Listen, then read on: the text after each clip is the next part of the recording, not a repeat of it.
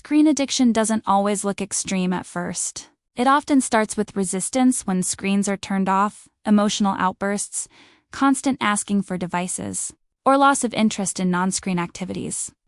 Parents feel like screens are the only thing that keeps the peace, yet also feel trapped by them. This creates daily conflict, guilt, and confusion about what to do next. Screen battles feel intense because screens regulate a child's emotions quickly. When screens are removed, the child's emotional regulation drops suddenly. Parents experience this as defiance, but the child experiences it as distress. Understanding this difference changes how parents respond. Screens stimulate the brain with constant novelty, fast rewards, and high dopamine. Over time, the brain adapts and expects this level of stimulation. When the screen is gone, everyday activities feel boring or frustrating. This is not a lack of character. It is a regulation issue. For ages 3 to 5, screens easily overwhelm emotional regulation. Short exposure can still cause big reactions. For ages 6 to 8, screens become a preferred coping tool. Ages 9 to 12, screens often meet social and identity needs. The older the child, the more emotional attachment develops. Abruptly removing screens without a plan often increases obsession. The child's brain panics when its main regulation tool disappears. This leads to meltdowns, sneaking, or constant negotiation. Removing screens without replacing regulation creates more conflict, not less.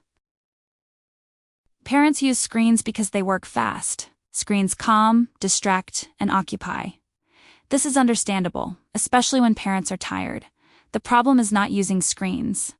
The problem is when screens become the only regulation strategy the child has. The goal is not zero screen time.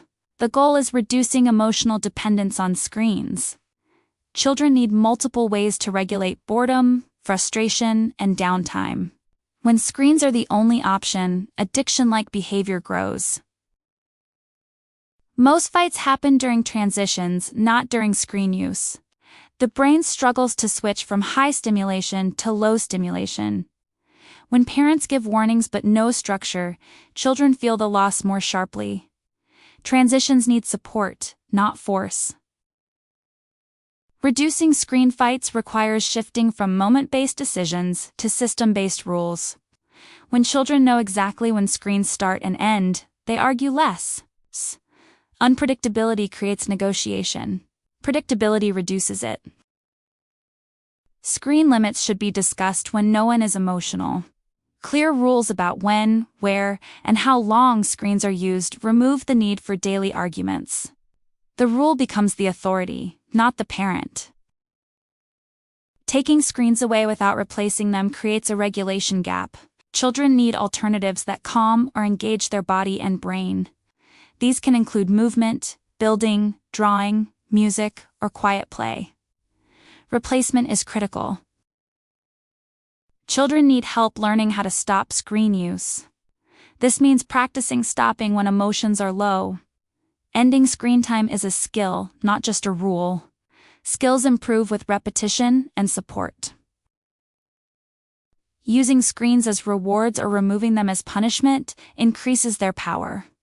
The more emotional value screens hold, the harder they are to manage. Neutral use reduces obsession over time. Screen dependence decreases when children have strong routines, physical activity, emotional connection, and meaningful non-screen interests. Screens become less powerful when life feels full without them. Many parents focus on the amount of screen time but ignore the timing. Screens before bedtime, before school, or during emotional stress increase dependence. Timing matters as much as quantity. Avoid yelling, bargaining, or changing rules daily. Avoid using screens to stop every emotional moment. Avoid arguing during transitions. These approaches increase emotional attachment to screens. If a child becomes aggressive, withdrawn, anxious, or unable to function without screens, it may be time to seek professional support. Screen addiction can sometimes mask emotional or developmental struggles. Reducing screen time is not about control. It is about teaching regulation. When parents focus on building skills instead of winning battles, conflict decreases and cooperation increases. Screen addiction does not mean failure. It means the system needs adjustment. With clear structure, predictable limits, and replacement regulation strategies, screen time can become calmer and more balanced. Better parents start with better understanding.